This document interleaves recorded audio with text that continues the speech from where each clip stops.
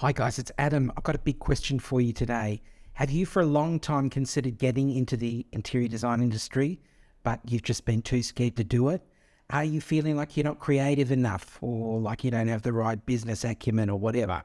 Let's have a talk about it. This is really important. So for those of you who have been considering getting into the industry but haven't done so far, let's get into a discussion about it. Today, we want to talk about whether an interior design career is really right for you. Let's have a chat.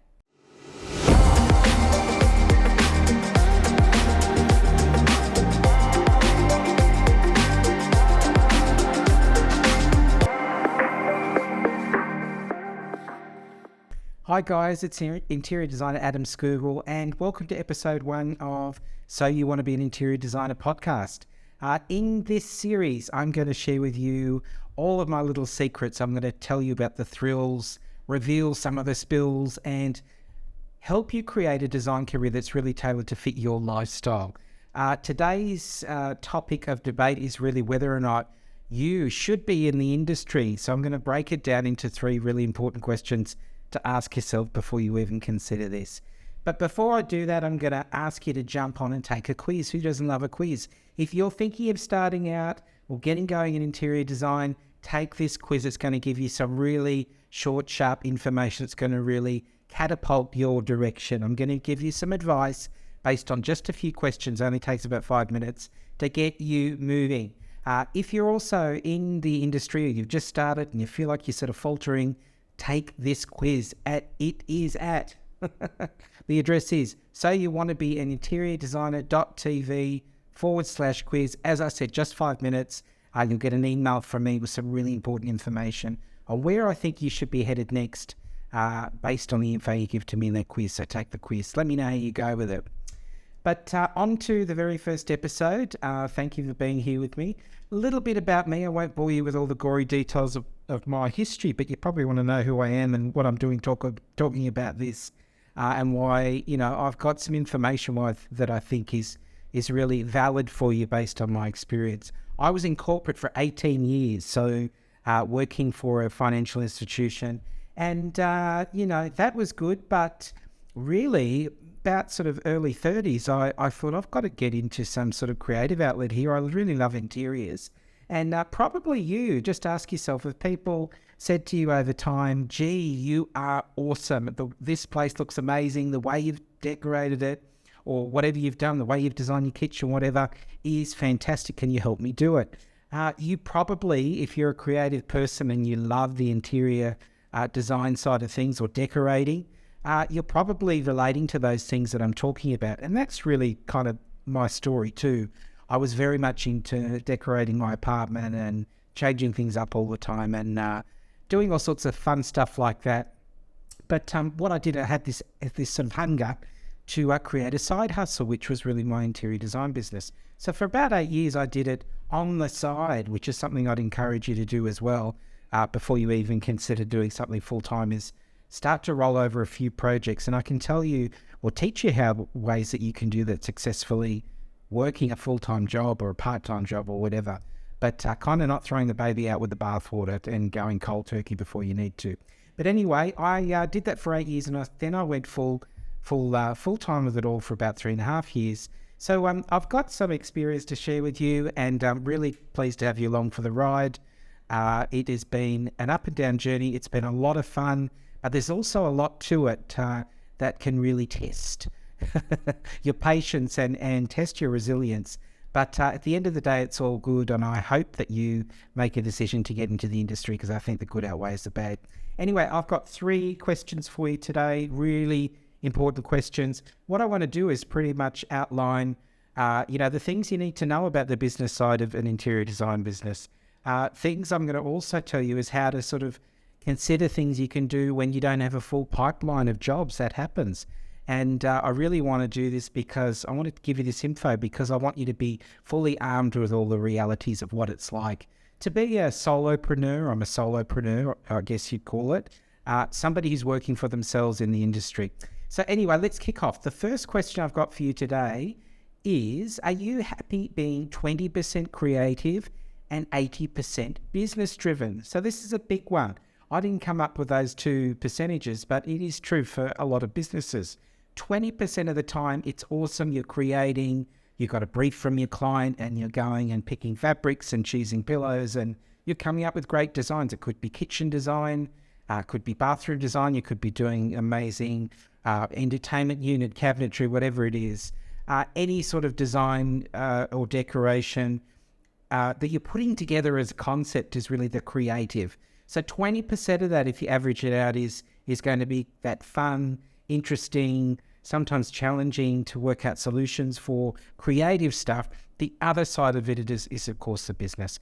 So if the business side of it isn't run properly, then you're going to have a situation where you may not be able to continue to actually do the creative side at all. The business won't last. So when I talk about business, I am talking about getting a contract set up that works for you. I'm talking about having a plan that really involves budgets and how you're going to make certain figures. It's also about how you're going to run a project with your client and make them feel that they're really in a trustworthy situation with somebody that knows what they're doing, and having all of that laid out and being transparent from the get-go. So that's really important. Now, if you feel like I've got a feeling the 20% creative, I think that you right there know that you're 20% creative. You're a creative person, individual. I think that's why you're here watching this. If you're not so sure about the business side, don't worry. There's so many different opportunities for you to learn how to run the business side of interior design really well. One of the people in the industry that really helped me a lot is Kimberly Selden. Look her up if you haven't heard of her. She has an online design portal. She has a community where she just coaches on the business of interior design. She helped me a lot. I met her a few years ago, and she's a wonderful lady. I've based a lot of what I'm doing now on her practices, her processes. I've made a few tweaks, I've got to admit, to suit my business, but really she has been a big help. So there's lots of interior design specific business help you can get, which is a really good thing, because the interior design industry is a kind of its own little beast. It's you need to know a lot about the ins and outs of the industry and certain nuances with running a design business, I think, than a lot of other businesses. So that's the first one. Are you happy being 20% creative and 80% business driven? If you are happy with that mix, you're on the right track, baby. You are going to win, and hands up, you're going to have a fantastic experience in this industry, making money and seeing your creations come to fruition. It's a wonderful thing. Question number 2. This is really important. This is something I want you to be aware of from the get-go, or think about. Are you prepared to make a living in other ways when the road gets tough? Now, I've got to admit, some of the business coaches, and I'm a bit of a coach junkie when it came to interior design, I had in the past coaches that were focused on helping interior designers get to a certain level. Now, a lot of the coaching philosophy was around really aiming for that affluent client set, the high-end client. And there wasn't, I've got to admit, sometimes enough about filling the pipeline with really tangible things that can bring money in the door when you're not sort of back-to-back with interior design clients. And that certainly happens, and it happened to me during COVID, for example. As you can imagine, it was a tough time for everybody. But one of the things that I'd recommend to you from the get-go is create essential services within the industry for people that need your help. So rather than sort of aspiring to have back-to-back clients, especially high-end clients back-to-back, which is lovely. I don't know what the magic trick is to getting that happening. I still don't know. One of the things I decided to do, and I really taught myself this, was there's always a need for essential services. During COVID, they called groceries essential. They called alcohol essential. Certainly was for me during that period.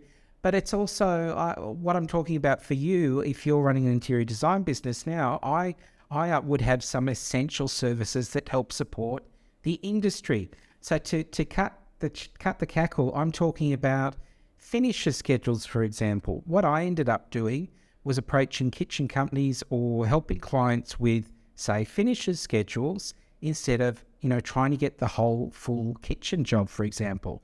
So kitchen company creates a kitchen for a client. they're not paying a design fee for the kitchen.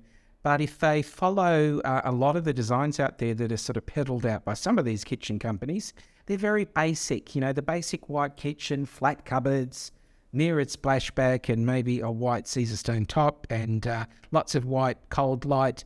That's the basics of what you may possibly get from a kitchen company. Then they'll leave it up to you. They'll give you a very basic design, and then they will say, well, you go ahead and pick the different colors if you want them, the different styles of cabinets, different stones that are available. You can pick the lighting. If you've got other ideas, it's all up to you. Now, that is very overwhelming for a client. So what you can do is offer an essential service, say, to a kitchen company. And what that essential service could be is a package where you say, I can help you come in and pick the finishes for the kitchens that you may have people going to you for to create for them. Now, it doesn't matter what's happening in the economy, whether we're in a recession or we're in COVID or whatever, people will still want a new kitchen. They're going to bunker down, or they will still build houses, even if the interest rates are through the roof. People will still get married, build houses, or do renovations. It just will continue to happen. So that, in terms of sort of assisting that part of the market, I found that providing what I call these essential services worked. So offer a finishes package to a kitchen company. Offer a building company who has people going and asking them to build. If they're not working with a designer, they'll have to pick all the finishes as well. They'll have to pick, what's the flooring they're going to lay, what are the paint colors they're going to paint with, what are all the fittings they need for all of their bathrooms and so forth. It depends on how big you want to get into this. You can pick the external fascias, and you can do all sorts of things, do all the colors for external as well as internal. These are all finishes. So I won't harp on about that because we'll talk about that in more detail in future episodes. But think of essential services you can offer within the industry that don't have you begging for the next high-end job and you sitting there waiting for something that may not come to you for some time. Get out there and talk to people in the industry like kitchen companies, people that are creating bathrooms, builders, and offer them a complimentary service that's a lower cost item for the customer, but helps the builder or the kitchen company get the client over the line by you sort of getting in there and creating a beautiful concept for them for, a certain price. You could even give a partial payment to the builder or the kitchen company and just make sure you're profitable after offering the payment. So they have you top of mind. That's just one way to look at filling the pipeline when, the jobs aren't piling up. And there will be a feast or a famine at times. It happens to everybody. I do hear from some designers out there that say, well, we're just busy every day, day and night, hiring staff. That's awesome, but I don't know how you do that. And sometimes I don't get the information about how they do that. A lot of the times they've got a lot of staff too, or as few staff members. And I think, gee, imagine having to pay all those salaries for those staff members and having the pressure of getting a whole lot of jobs through the door. That's why I stay as a solopreneur. But anyway, have a think about that. Whatever it is you need to do, be prepared to fill up the pipeline and bring in some business, bring in some money when you don't have all those full service jobs on. Start thinking about what that could look like for you. Question number 3, finishing on this one today, is do you love it or should you leave it? So it's exactly what I'm saying. If you love this business, then you're going to go a long way, but you really do need to love it. There's lots of balls in the air all the time, and the creative stuff's really fun, but then you've got to try and sort of get some of this creative vision of yours, which might be a little bit left to the middle. It certainly is in some of my concepts, over the line with the client. Why are you choosing that? Why are you sort of suggesting they go that route? What if you're working with a builder or different trades that you didn't bring in and you need to work with them and they're not the easiest people to work with, or you've got an idea and you've got somebody else that has a clashing idea. So it's a wonderful industry, but it's also sometimes there's a lot of hurdles that you've just got to get over, and personalities you've got to meet with and smooth things over with at times. I don't want to scare you, but it is true. I think of people, and you've probably had this experience too. People that they open a restaurant or a cafe and they're going to go in business with somebody that got no experience in the industry and they don't particularly have a passion for it, but they get into it. And you're sort of left thinking, gee, I wonder if this is going to work out. This friend of mine or acquaintance of mine, isn't that friendly? So how's he going to be at the front of a cafe smiling every morning when people need their coffee? I'm just making all this up, but just think about it. These things happen, and, people sometimes are not that successful in a business if they don't have the passion for it, because unless you've got the passion, you don't find ways out of problems and into solutions. So the last thing I'd ask you is, do you really love this? Is it a passion? Do you think about it all the time? And I've got a feeling you probably do. But that's the last thing to think about today. I definitely have to love what I do. Otherwise, it wouldn't be worth doing. I really have to love this side of the business. And I do love it. And I want you to love it too. So just to wrap up today, take a piece of paper and write out the pros and cons of each of those things I've spoken about. Are you really good with the business side of things? Or if you're not, what is it you can do now to look into learning more about the business side of interior design? Have a look online or stick with me and watch the podcast. I'm going to teach you lots. Second thing is, what are the things you could do to have maybe a part-time or side job, or you can stay in your full-time job. There's nothing wrong with that while you start to create a sound list of projects. You just need some help sometimes to make that happen. Lastly, do you really love it, or is it something that you're 50-50 on? If you're 50-50 on it, do what you will, but you may not find that you want to hang in there for the long term if it's not something you're really passionate about. So 3 really important things that I've covered. Lastly, I'm going to go back to that quiz. If you want to fill in this quiz, it is just down here. So you want to be an interior designer.tv/quiz. Just takes 5 minutes, and I'm going to send you an email with some feedback for you that's going to really help catapult you to the next level. Whether you're just starting out or whether you've started out and you're flailing a little, take the quiz. You're going to get some information that I know will be really helpful for you. At least I hope so. So thank you very much for sticking with me. I want to say that I believe in you. I want to end in saying that I think that we've all got a gift. And I think the reason that you're sitting here watching this podcast episode is I think you've got the gift. And what I want to say to you is just trust your own intuition, go for it. Do consider these things that I've mentioned today as part of your mix of thoughts whilst you start to take that next step into your journey into interior design. I do think you are an interior designer, or if you're watching this, I think you could be a fabulous creative decorator or designer, whatever you want to be, and I'll talk about that in another episode too. But there we go, nice little chit chat, episode 1. Catch me next week for the next episode, and until then, I wish you a lovely rest of the week, and bye for now. See ya.